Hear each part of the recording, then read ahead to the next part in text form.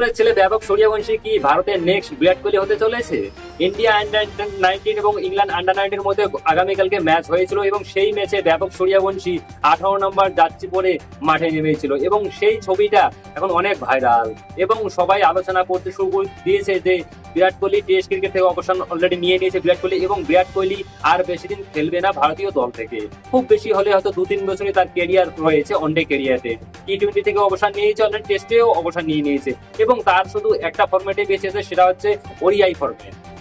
এবং 2027 সাল পর্যন্ত হয়তো বিরাট কোহলি কন্টিনিউ করতে পারে এবং তারপর সে কিন্তু অবসর নিয়ে নেবে, এটা কনফার্ম। এবং শোনা যাচ্ছে যে নেক্সট বিরাট কোহলি 14 বছরের ছেলে বৈভব সূর্যবংশী তার জায়গাটা নিতে পারে।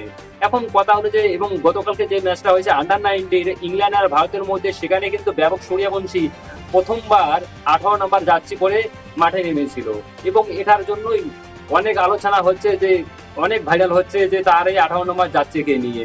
আর সেই আমি তোমাদেরকে একটা কথা বলে দিই যে বৈভব সূর্যবংশী কিন্তু সেই ম্যাচে মাত্র 18 বলে 48 রান করেছিল আর 19 বলে আউট হয়ে যায়। সেই ম্যাচটা অসাধারণ একটা দুর্দান্ত জয় পেয়েছিল আমাদের টিম ইন্ডিয়া। শুধুমাত্র 18 বলেই 48 রান করেছিল বৈভব সূর্যবংশী।